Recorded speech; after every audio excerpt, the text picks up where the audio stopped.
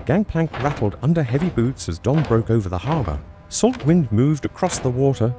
Diesel smoke hung low between cranes and masts. Under-officer Carl Weiss stepped down from the prison ship and entered a world he had been told could not exist. He expected grim faces, barked orders, and a country exhausted by war. Instead, he saw coffee stalls near warships, women guiding cranes, and workers unloading cargo with almost casual speed. White hands and black hands pulled the same ropes. No one looked starved. No one looked afraid.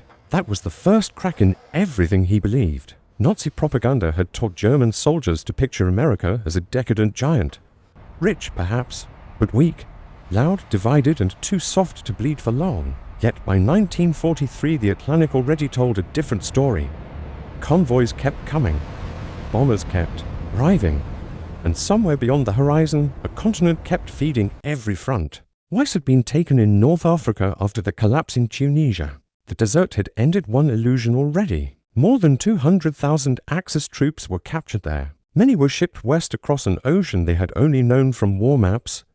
They assumed America would be a holding pen. They did not understand that it would become an argument. The processing station at the dock deepened the shock. Clerks read instructions in Com-German. Medics cleaned wounds without mockery. Guards checked lists, not skulls. Trays of hot food arrived with machine-like efficiency. Weiss waited for the hidden cruelty to emerge. It never came. That absence was more disturbing than violence. Violence made sense. A beaten prisoner could still hate clearly. But order without rage left no simple enemy to cling to. The Americans did not seem eager for revenge. They seemed busy. Then came the train journey inland. Not freight wagons. Passenger coaches with glass windows and padded seats. The prisoners watched towns slide past in bright fragments. Gas stations, schoolyards, grain elevators, church spires, and parked cars lined roads that seemed to run forever. At one station, families stood beside soldiers heading toward training camps.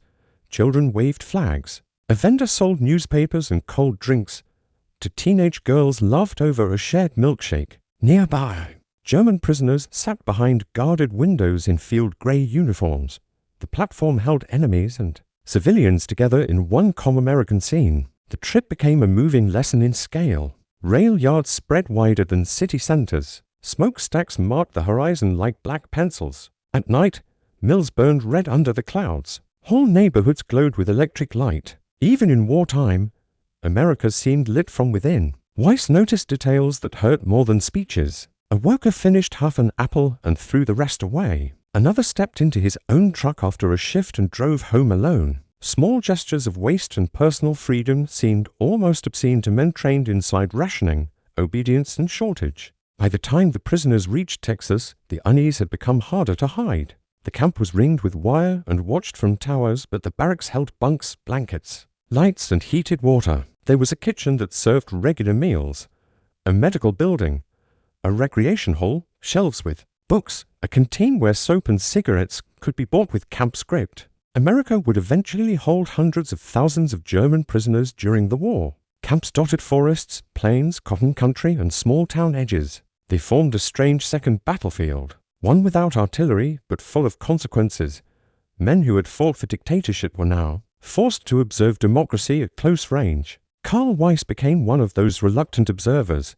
He had entered the war with certainty. He believed in discipline, sacrifice, hierarchy, and destiny.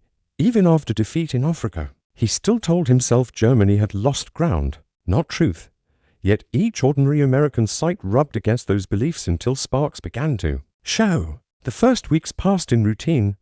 Roll call, breakfast, work details, letters, weather, baseball scores drifting from a radio somewhere beyond the compound. The camp itself was not luxury. It was structured, plain, and restrictive, but it was also stable and stability can be. Revolutionary to men prepared only for humiliation. The real shock came once the prisoners left the wire to work. Labor shortages had opened American farms and factories to prisoner crews. Weiss picked cotton under a pale sky that never seemed to end. He loaded trucks, repaired fences, and watched engines do the work of whole teams of men. American agriculture felt almost unreal. Tractors crossed fields so large they swallowed the horizon. Mechanical pickers turned days into hours. Pumps and conveyors moved water, grain, and feed with a speed no village system in Europe could match. The earth itself seemed organized by horsepower. The factories were worse.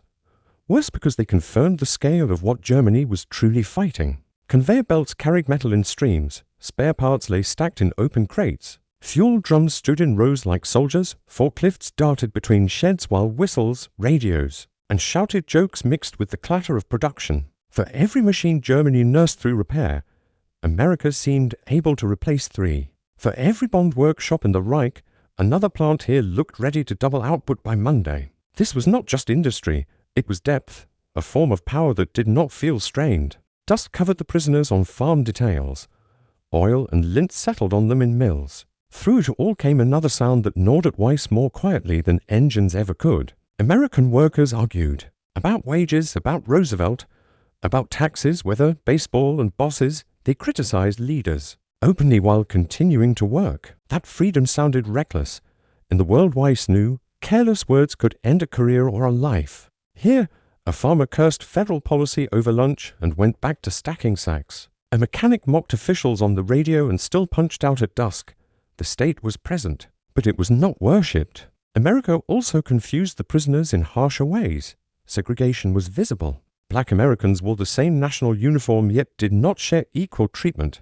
Separate spaces, separate rules, separate humiliations remained.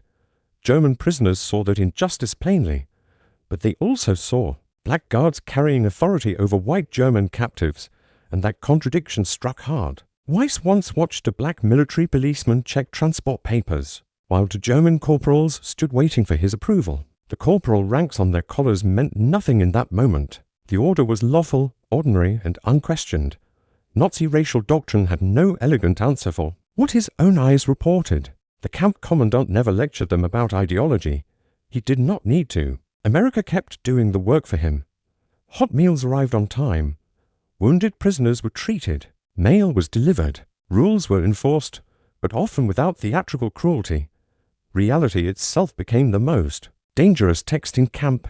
Then winter approached, and the most disarming moment of all arrived. Christmas parcels appeared. Church groups sent food, scarves, tobacco, books, and cards. Choirs came to sing. Decorations were hung in a prison camp holding enemy soldiers while American families still waited for sons fighting overseas. Weiss turned a whereupon scarf over in his hands and stared at the tiny mistakes in the stitching. Someone in town had made it for a stranger in a hated uniform. He could understand fear. He could understand vengeance. He could not understand this. Mercy shook him more than punishment might have done. Punishment would have confirmed the story he already knew. Mercy forced him to imagine a stronger one. A nation that believed itself secure enough to be generous to enemies might be more dangerous than one driven only by wrath. Beyond the work details, the camp itself became a classroom without calling itself one. Bulletin boards carried notices for language lessons, carpentry practice, and lectures on soil care, mechanics and bookkeeping. Men who had expected only confinement found schedules, pencils, and blackboards waiting for them. Even that felt suspicious at first. Weiss sat through an English lesson simply to prove he would not be changed by it. He memorized words for tools, weather, roads, and food. Soon he could read signs on supply trucks and labels on crates. A locked world began opening one, plain noun at a time. The meals also continued their quiet work. Powdered eggs, bread, beans, stew, coffee, canned fruit. Meat when available. Nothing was luxurious, yet it came predictably. And predictability itself became persuasive. In Europe, war increasingly meant substitution. Thinning soup and empty shelves. In America, even prison rations hinted at surplus behind them. On Sundays, the pace eased.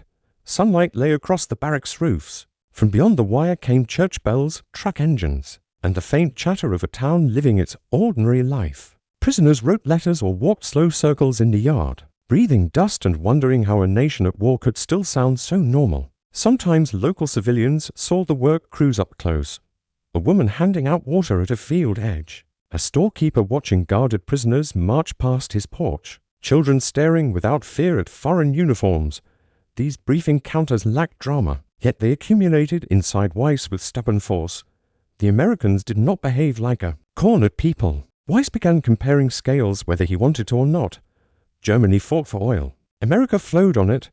Germany saved rubber, copper, fuel, and machine tools like heirlooms. America seemed able to spend, replace, and expand at once.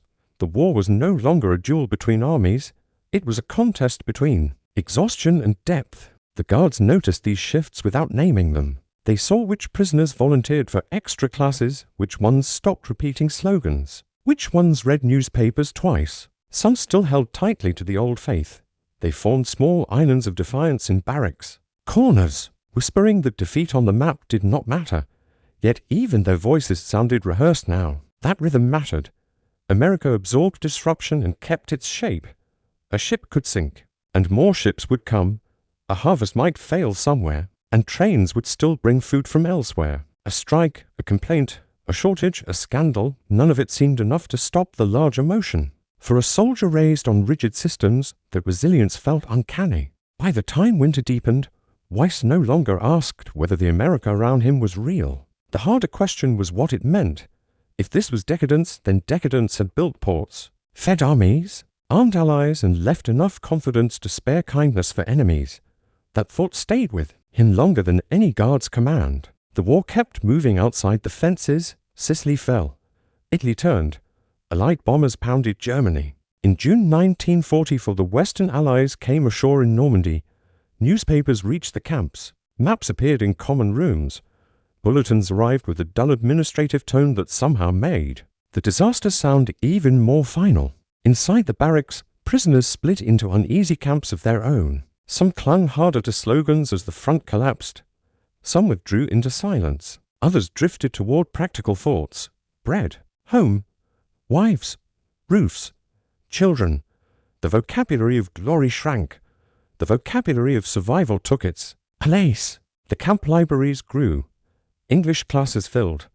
Some prisoners read writers once banned at home. Others learned trades or studied farming methods that might matter after the war. The most committed Nazis mocked these efforts, but mockery sounded thinner each month. Defeat was stripping certainty down to its frame. At night, Texas wind hissed through the wire and freight trains moaned somewhere beyond the dark fields. Weiss lay awake listening to that distant metal song. America never seemed asleep. Even silence felt productive here, as if behind every black horizon another shift was still loading, welding, drilling, canning, refining. He remembered the harbor in Virginia, the cranes, the coffee cups, the children at the station, the girl driving a truck through a cotton yard with a clipboard under one arm. He had not known what those images meant. Now he began to understand. They were not signs of softness, they were signs of surplus, confidence, and reach. By late 1944, the realization became impossible to avoid. Germany had built power like a clenched fist. America wielded it like weather. A fist can strike quickly. Weather surrounds returns, and wears everything down. The prisoners were no longer watching a rich nation at war. They were watching an entire industrial climate. Then one evening, Weiss entered the recreation hall and saw a newspaper map pinned against the wall. Thick arrows pushed inward from east and west. Allied armies had broken out across France. Soviet armies drove from the other side. Germany sat between them, not as a fortress now, but as a narrowing space. The room went still. No one argued with the geometry. No one laughed it away. The floor smelled of polish and dust. Coffee drifted from the guard desk. A bugle sounded outside, thin in the evening air. For many men in that room, the war ended there first. Not on a battlefield, but in the mind. All the earlier shocks aligned at once. The harbor was no longer a puzzle. The train stations were no longer theatrical. The full dinner trays, the private cars, the shouting radios, the endless freight, the women at machines, the blackguard with transport papers, the Christmas scarf. They belonged to the same answer. America had not looked relaxed because it did not care. It had looked relaxed because it was sure of its foundation. Its farms were intact. Its railways crossed a continent. Its factories stood beyond enemy bombers. Its citizens argued openly. Yet the state still functioned. Its war effort was not built on fear alone. That contrast shattered Weiss more thoroughly than captivity ever had. Germany demanded faith, sacrifice, and silence while growing weaker under strain. America tolerated argument, waste, and visible contradiction while becoming stronger every month. The system he had been taught to despise was defeating the one he had sworn to serve. This did not make America perfect in his eyes. He still saw prejudice, excess, noise, and arrogance. But even those flaws revealed something important. The society around him was alive enough to expose its own ugliness. It did not need to pretend to be pure in order to remain powerful. When Germany finally collapsed in 1945, grief and relief moved through the camps together. Some prisoners cried for families they might never find. Some stared at walls for hours. Some volunteered for more work because idleness had become unbearable. The old certainties were gone, but ordinary routine remained. Breakfast still came. Roll call still sounded. Trains still passed. In the night, Weiss changed slowly, almost unwillingly. He began reading English headlines without help. He listened more. He argued less. He watched how American workers treated authority as something practical, rather than sacred. Orders existed here too, but not every order demanded worship. That difference seemed small at first. It was not small. Years later, many former prisoners remembered not one grand revelation, but a chain of ordinary scenes. A full meal in a camp mess, a factory lot packed with private cars, a newspaper criticizing leaders during wartime, a black soldier issuing commands, a church choir singing for enemy captives, a girl laughing from behind the wheel of a truck. Those memories followed them home. Some carried new farming methods and trade skills back to ruined towns. Some carried English phrases, some carried a quieter burden, the knowledge that they had been defeated not only by armies, but by a society whose confidence ran deeper than discipline. A few would later return to America. By choice! That is the strange heart of the story. The most unusual sight was never barbed wire, guard towers, or prison uniforms. Soldiers understood those things. The unusual sight was the calm life beyond them. Coffee near warships, families at train stations, political arguments over lunch, Christmas gifts for enemies, industry so vast it looked effortless. Carl Weiss had arrived expecting to witness the weakness of democracy. Instead, he saw its untidy entrance, not elegant, not pure, often unjust, yet broad, noisy, and stubbornly alive. The America he encountered did not defeat him with slogans. It defeated him with ordinary reality. In the end, that reality lingered longer than captivity. Long after the fences came down and the trains rolled east again, many German prisoners remembered the same unsettling lesson. They had been captured by an army, but disarmed by a civilization, and that was the sight they never managed to forget.